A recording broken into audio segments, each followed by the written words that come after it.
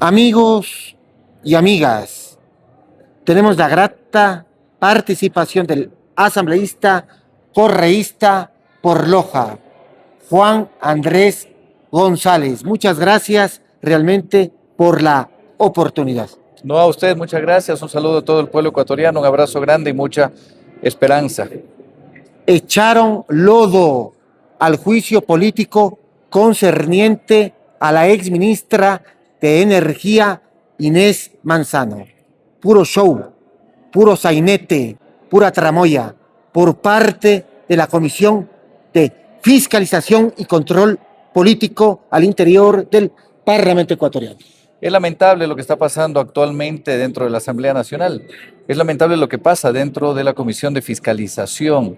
No es la primera vez que nuestro bloque presenta un juicio político, en este caso a la exministra de Energía y Minas, Inés Manzano, por el caso Progen. Es la cuarta ocasión, el caso Progen, ahora ATM. Y la presión mediática del pueblo ecuatoriano, la presión de los medios de comunicación que aún aportan a la construcción de la patria, porque conocemos que otros medios de comunicación tradicionales lo que hacen es sumarse a este engaño al pueblo. Esa presión es la que logra y permite que supere el Consejo de Administración Legislativa este juicio político y ahora se lo esté tratando en la Comisión de Fiscalización, pero con todos esos atropellos.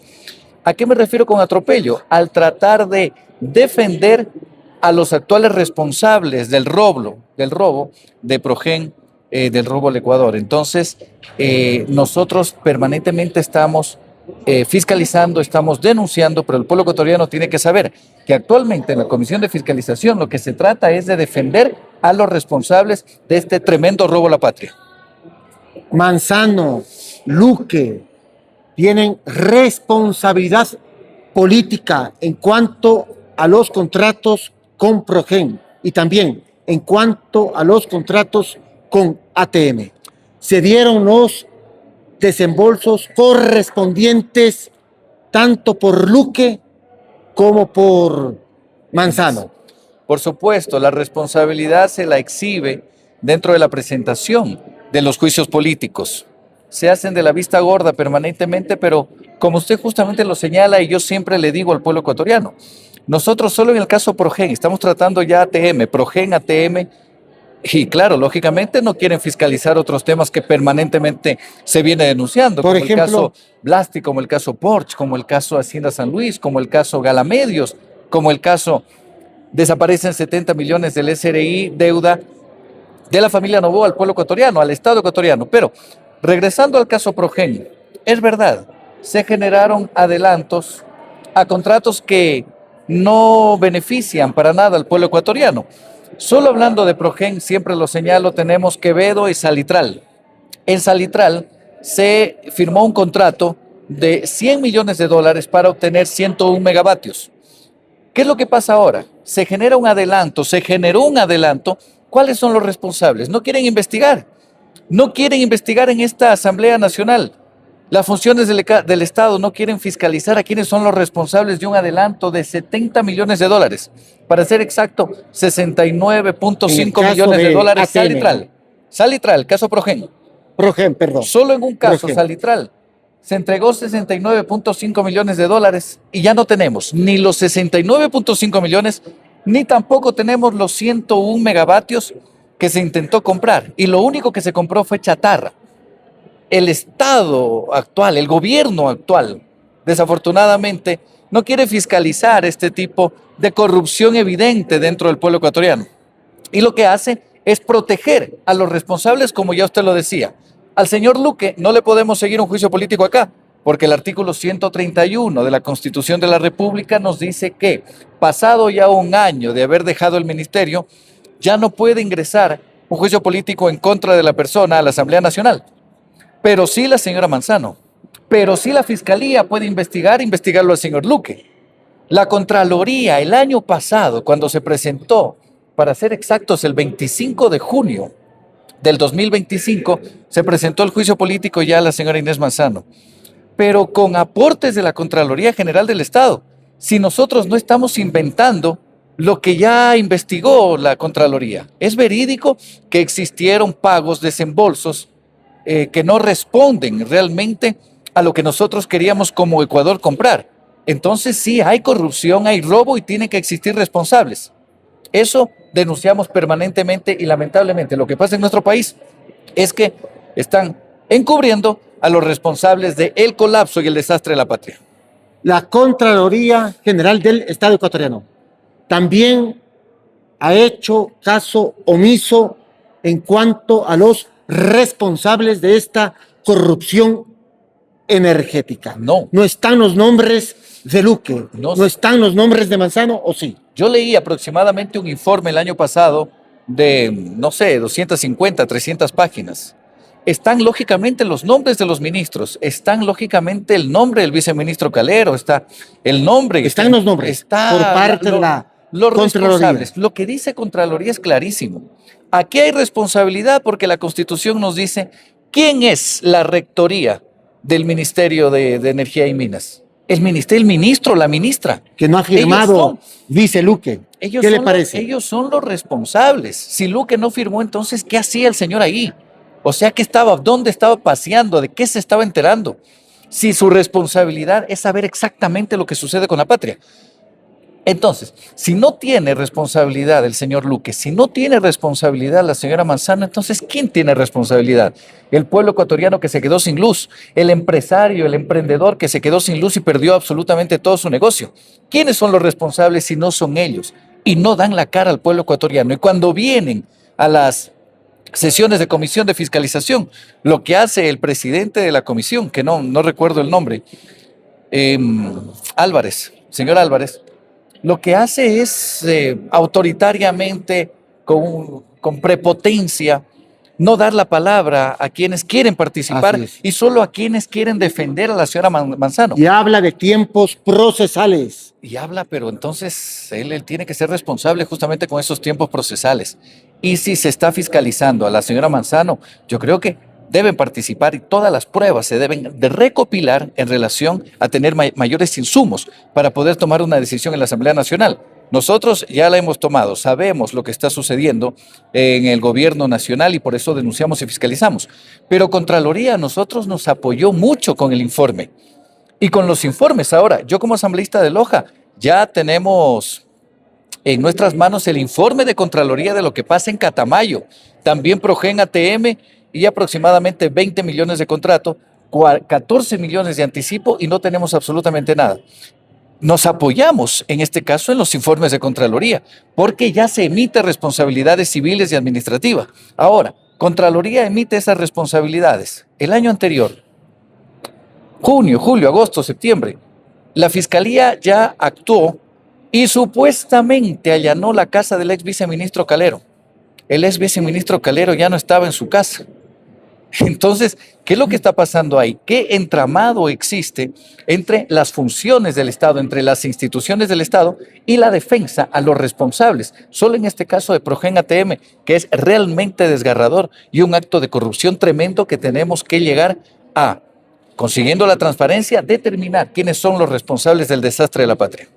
Luque incluso visitó la supuesta fábrica de Progen en la Florida. Él sabía absolutamente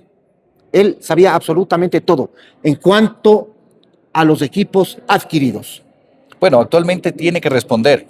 Actualmente todo el Ecuador está buscando una respuesta de lo que pasa con Progen y ATM. Pero no solo estamos buscando esa respuesta, estamos buscando respuesta de por qué la salud pública está destrozada, por qué la educación pública está destrozada, por qué las instituciones de salud, los hospitales, los centros de salud están acabándose, la infraestructura destrozada. Igual sucede con las escuelas, con los colegios, con universidades públicas, porque la inseguridad sigue campea en nuestra nación, las esquinas de nuestras calles, las veredas de nuestras calles a nivel nacional sangran por los muertos, por la delincuencia. También eso se pregunta el pueblo ecuatoriano. No hay gestión gubernamental por parte de este régimen actual, desidia, inoperancia, negligencia, indolencia también, asambleísta. Lógicamente, sumemos ignorancia también, que no es pecado, también, ¿no? Pero hay una ignorancia, pero tremenda supina, dentro del gobierno nacional. Sumémosle también el adjetivo. Y no lo digo no en forma, ser ignorante únicamente es no conocer. Desconocer. Claro, no conocen y lo que tienen que hacer es conocer cómo se administra un Estado. porque lo que están haciendo es administrar nuestro país, no administrar una hacienda, no administrar los envíos de banano, de guineo al exterior, no, Hay eso no. exportación de droga a través de las cajas de banano. Bueno, son los informes que permanentemente se generan a través de las investigaciones. Pero investiguen eso, investiguen también que el gobierno nacional fiscalice justamente aquello, ¿no? Nos dicen que recién, ¿dónde era? En Hungría, no recuerdo, porque son tantos países que cada vez denuncian que llegan cajas de banano con droga adentro. ¿Quién exporta el banano aquí? Investiguen, fiscalicen, porque usted no es, no, yo tampoco, ¿no? Pero hay alguien aquí que es dueño Hay del varios banano y casos, tienen que ¿no? responder. Hay varios casos en cuanto a la exportación de droga a través de las cajas de banano. Mire, El yo caso Blasti, denuncié el caso de la Blasti, hacienda San San Luis. Luis. Yo denuncié el caso Blasti, denunciamos Hacienda San Luis. No ha pasado absolutamente nada. Y en el caso Blasti es tremendo porque detienen un contenedor que salía al exterior proveniente de Blasti, de la empresa Blasti, que pertenece a gente muy cercana a la familia presidencial. Si no pertenece la empresa directamente ya a la familia presidencial, pero detienen un contenedor de cacao con 2.3 toneladas de cocaína. Y no pasa absolutamente nada en este país.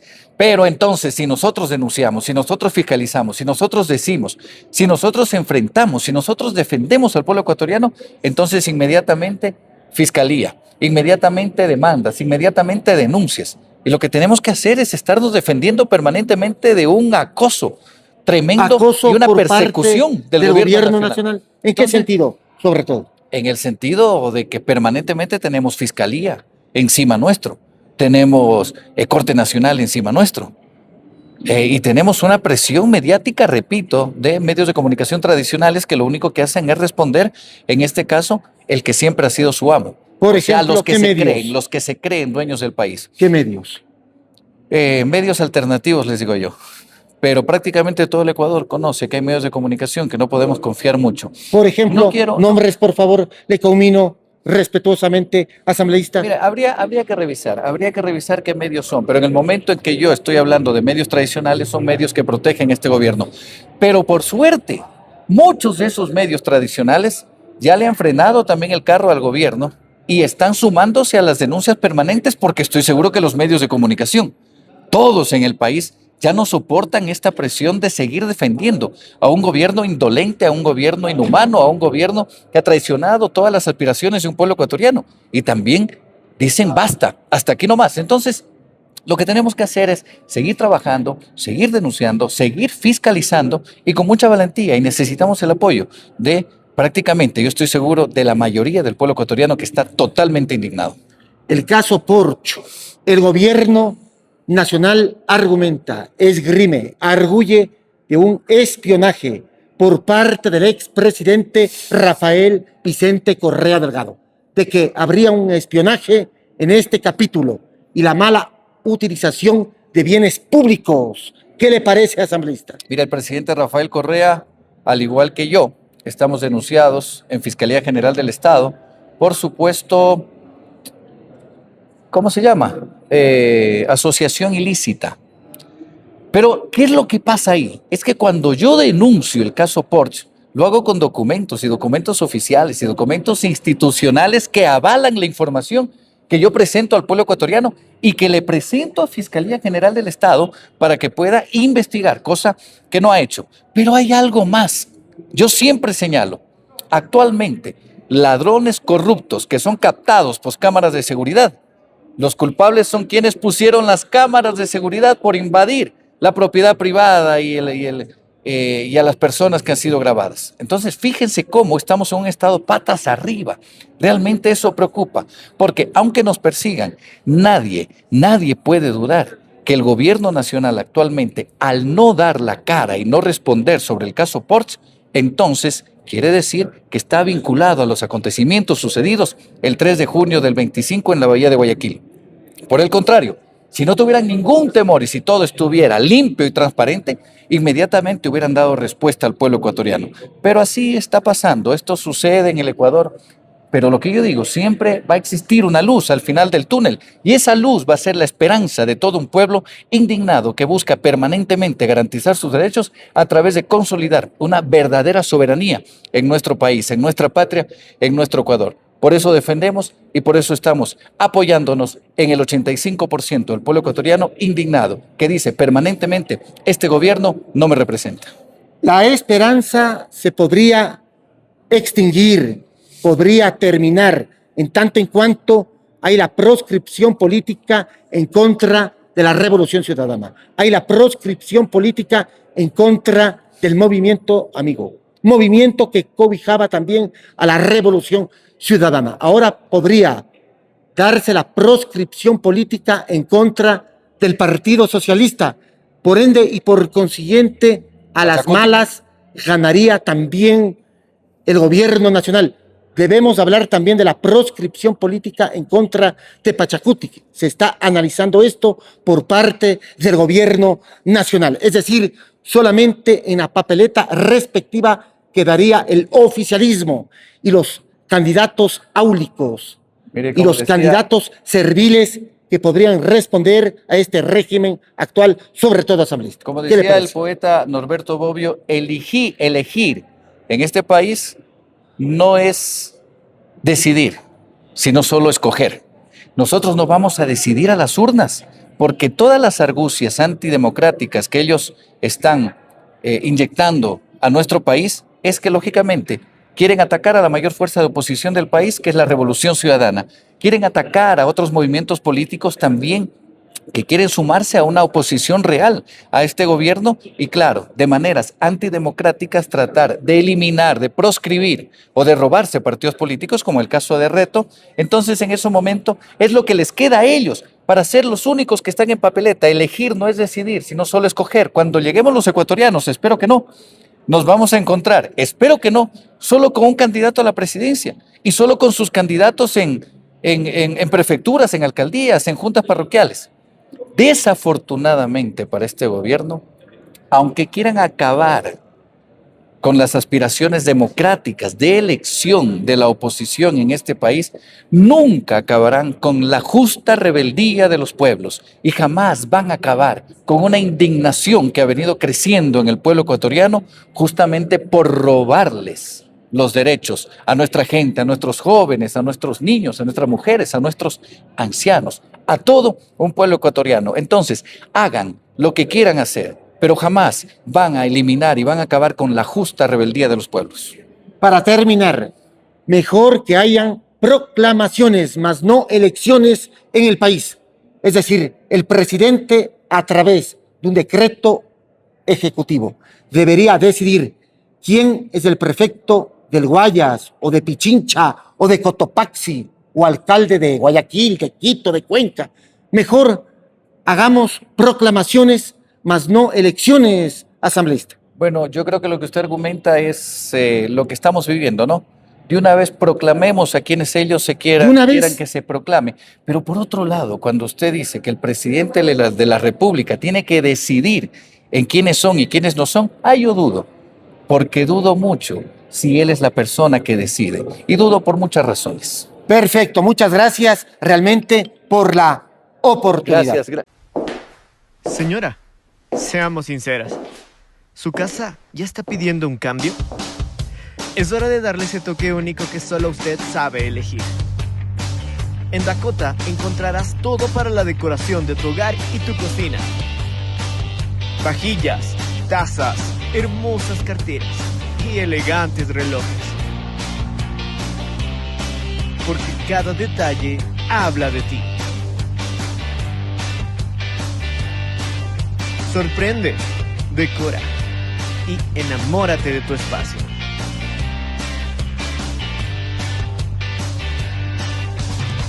Dakota, productos para el hogar, donde lo exclusivo tiene nombre.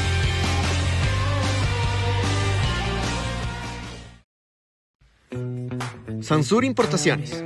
Calidad, confianza y las mejores marcas en un solo lugar. En Sansur Importaciones te ofrecemos una amplia variedad de productos de marcas reconocidas a nivel mundial, garantizando originalidad, durabilidad y estilo en cada compra. Productos 100% originales. Precios competitivos. Variedad que se adapta a tus necesidades. Atención personalizada. Ya sea que busques tecnología, accesorios o artículos exclusivos, en Sansur Importaciones encuentras lo mejor del mercado.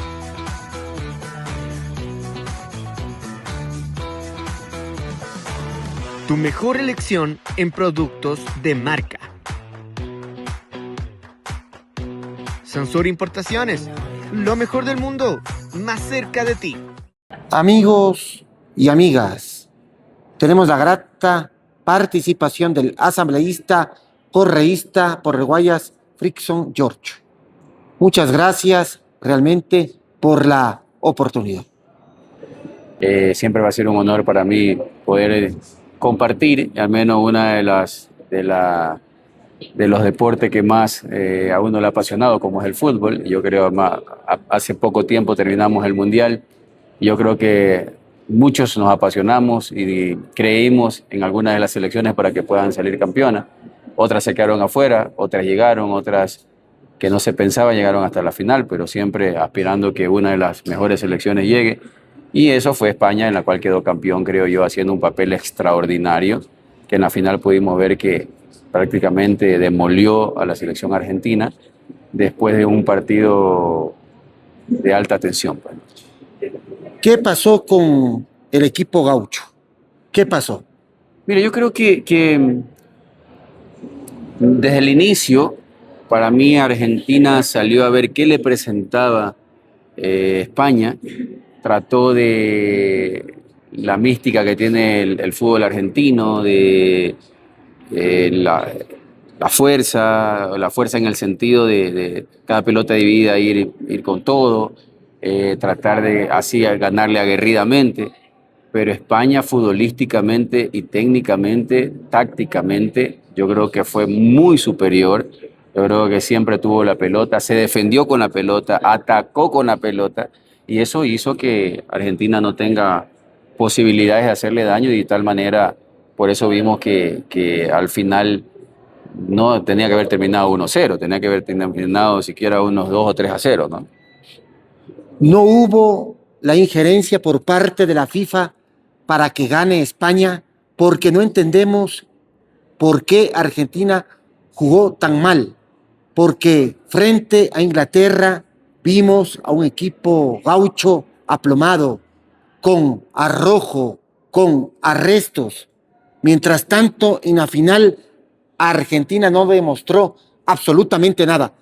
¿No es algo sospechoso, por lo menos le pregunto, o mi interpretación es errónea? Le pregunto adicionalmente, asambleísta. Lo que pasa es que, bueno, se ha hablado mucho del tema de la FIFA, que ha ayudado muchísimo a Argentina.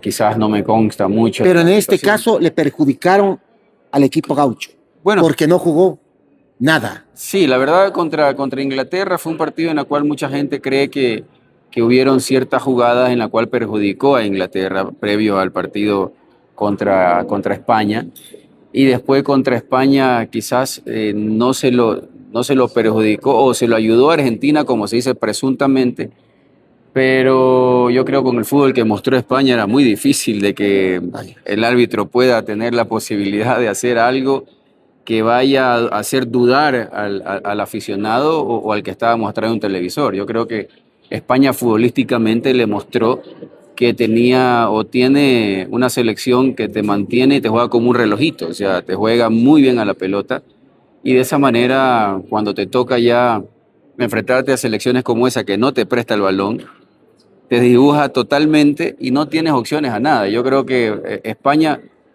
para mí España le quitó la máscara futbolísticamente hablando. ¿En qué sentido? Porque, ¿En qué sentido? Porque todos pensaban y creían que Argentina iba a llegar a la final. Perdón, que Argentina iba a ser el campeón, ¿verdad? Pero yo creo que, vuelvo y repito, primero España también estaba un poco más descansado y Argentina venía poco tiempo de haber jugado. O sea, también nosotros como deportistas que hemos sido, sabemos que siempre el descanso también es importante. se puede nombrar como una excusa, pero son ciertos factores que a veces afectan. Pero más allá de eso, yo creo que en sí España fue muy superior, yo diría 70-30, muy superior futbolísticamente, y eso que Argentina se salvó de que no le hagan 3 o más goles, ¿no? Y de ahí lo otro que se habla de que siempre ha sido ayudado, eh, no podemos ¿Es hablarlo, verdad o no? no podemos hablarlo con certeza, ¿no? No podemos hablarlo con certeza porque no estamos ahí, pero lo que sí puedo decir es que vimos a un Lionel Messi totalmente diferente. Yo vi, a pesar de sus 39 años, bueno, yo jugué hasta los 36, pero de los 39 años jugar al nivel que él jugó, eso sí, en la final no se lo vio mucho. Y el partido contra Inglaterra tampoco se lo vio mucho a Messi, ¿ah? Porque el mismo hecho de que los jugadores tácticamente supieron cómo contrarrestar a jugadores en las cuales son muy importantes. No se lo vio a Julián, no se lo vio, a Messi no se lo vio. Yo creo que no se vieron a jugadores que siempre han sido protagonistas en la selección argentina, pero sí se vio que aún Yamal no se lo vio tampoco en su plenitud en España, que sí se lo vieron a Rodri, sí se vieron a los otros chicos, la verdad, desbordadamente, futbolísticamente, totalmente, deslotadamente, totalmente diferente. Yo creo que eso es un conjunto muy armadito y muy bien jugado, pues, ¿no? La valla menos vencida exhibió España, sobre todo en este certamen mundialista. Por supuesto, porque con un Curva sí creo que es, ¿no? Curva sí, algo así creo que es el chico. Así es. El central español, jovencito, jugando un mundial, una final del mundial. Yo creo que el complemento de jugadores, experiencia con juventud, te llevan o te conllevan a eso. España tiene una selección joven, con jugadores experimentados, que verdaderamente le han dado ese plus para que en sí la selección España tenga una selección compacta en sus líneas y de esa manera se pueda ver un fútbol totalmente diferente. Goles nulitados por parte del arbitraje en el certamen mundialista. Por darle y citarle un ejemplo respectivo, el gol que se le nulitó a Egipto, ¿qué le parece? Bueno, ¿Hubo asidero futbolístico o hubo una situación extraña? Le pregunto sobre todo a asambleísta. Bueno, ahí te puedo decir que sí hubieron ciertas dudas, ¿no? Ciertas dudas en ciertas jugadas, sí hay que ser también criterioso, pero más allá del VAR que tiene su opinión o su apreciación, cómo ven en sí cada una de las jugadas, pero quizás a nosotros como aficionados de afuera nos deja otra visión de lo que pudo haber sido, ¿no? Yo creo que a mi forma de ver, el gol que hizo Egipto fue un gol legítimo. No hubo ninguna complicación, pero bueno, ya la manejan con otra tecnología, que son cosas que nosotros no la podemos visualizar. Mal nulitado. Mal nulitado, para mí mal nulitado. ¿Deliberado o no? No, mal nulitado, ¿O digamos. fue un error garrafal, craso, Yo diría que es un error. cometido por parte del árbitro respectivo? Yo digo, o sea, de mi apreciación, no soy árbitro, tampoco no puedo decir que estuvo mal o estuvo errado, pero yo diría que de mi punto de vista como ex deportista, yo creo que no, que fue un error en anular el gol a Egipto, pero ya los árbitros tienen ya su concepto más claro, en la cual ellos tienen ya de otra visión de ver cada una de las jugadas. ¿Se le perjudicó a Inglaterra, decía usted? No. Ujú. ¿En qué sentido? Bueno, no tanto se perjudicó a Inglaterra. Yo creo que nosotros vimos el partido de Inglaterra. Hubieron varias jugadas en el primer gol que vimos que fue un foul que se le cometió a Ken, al número 9 de Inglaterra. Y yo creo que ahí sí, previo a eso, sí hubo una falta en la cual se permitió seguir jugando y después vino el gol de Argentina. O sea, hubieron varias jugadas que ahí donde queda la duda que usted dice de que Argentina se lo favoreció por ciertas jugadas que reiteradamente eran favorables hacia la selección de Argentina. ¿Cuáles son las mejores conclusiones en cuanto a este mundial, futbolísticamente hablando? Bueno, Y futbolísticamente... también en cuestiones organizativas. La organización, yo diría que estuvo una organización bien planificada. Eh, a menos en Estados Unidos, que es muy riguroso la seguridad, muy rigurosa ciertas líneas en las cuales se tiene que manejar de una forma totalmente normal, se podría decir. No hay anormalidades, que errores también se pueden cometer. Pero de ahí yo diría que la forma como fue el Mundial, hubieron sorpresas también, hubieron selecciones en las cuales hubieron jugadores que a pesar de sus edades tuvieron la gran posibilidad de hacer un excelente Mundial. Y yo creo que eso es lo que permitió jóvenes que hoy en día podemos ver a nivel mundial futbolísticamente que surgieron y que también habían sido protagonistas en sus clubes, pero ahora en la selección lo ratificaron y eso también creo que pudo fijarse mucho. Selecciones en las cuales teníamos nosotros aspiraciones a verla mucho mejor, como en este caso de Ecuador, que pensábamos que iba a llegar mucho ¿Qué más allá. pasó con el Ecuador? ¿Faltó gallardía, pundonor, hidalguía, temple, fuste, decisión, determinación para jugar?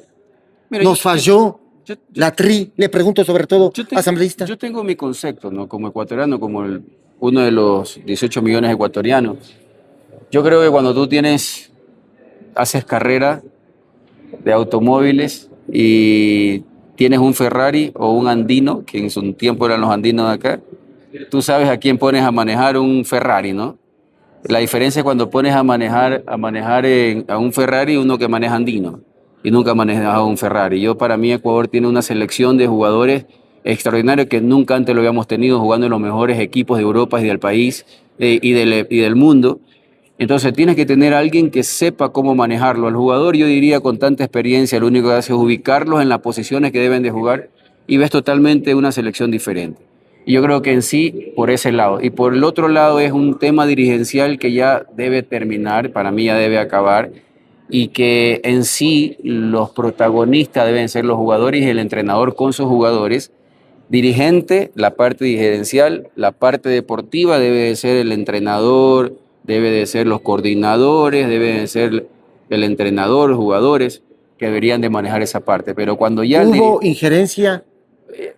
mire, la injerencia de la parte deportiva ha habido desde que yo tengo uso de razón, de que me ha tocado a mí también vestir la camiseta de la selección. Entonces, yo puedo decirlo por experiencia propia también y creo que todavía no se han cortado ciertas cosas, ¿no? Y que sí se deberían de cortar ciertas cosas en la cual el futbolista no esté preocupado en más cosas extras, sino es preocupado en cosas puras y exclusivamente futbolísticas.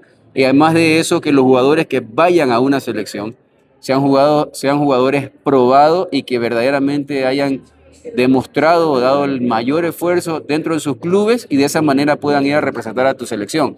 No pueden ir jugadores que porque lo representa Juanito, Pablito, X, Y, tengan que ir y porque es el amigo de Eliacay y porque yo tengo que promocionarlo para venderlo. No, deben ir a la selección los mejores y deben de estar jugando los mejores y debe haber un entrenador que tenga la capacidad y tenga todo el compromiso con un país de poner a los mejores jugadores que están en su momento. Y no por querer cumplir o por quedar bien con uno o con otro, pongo a jugadores en una posición que no es la de él.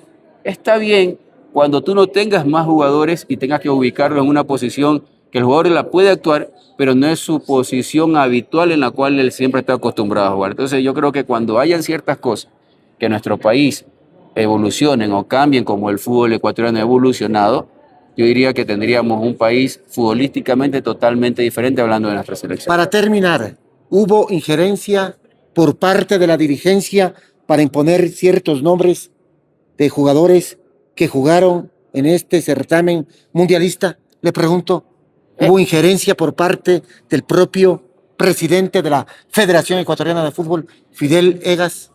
Es lo que Francisco Egas. Es lo que le acabo de decir hace un ratito. O sea, yo creo que no puedo ratificar o decir sí hubo, porque yo no estuve no estuve en el Mundial, no estuve ahí.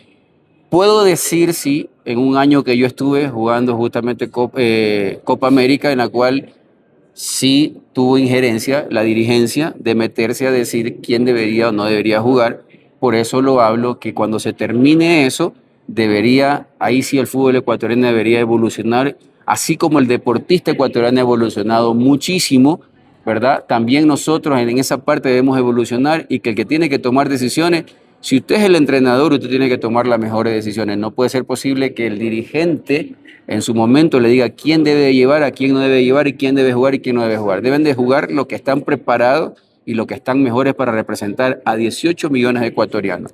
No podemos jugar con un país futbolero que verdaderamente cada jugador hace el esfuerzo para poder estar en una selección y que muchas veces lo dejan afuera solo porque no es del agrado de una u otra persona. Nos falta delanteros portentosos de gran envergadura.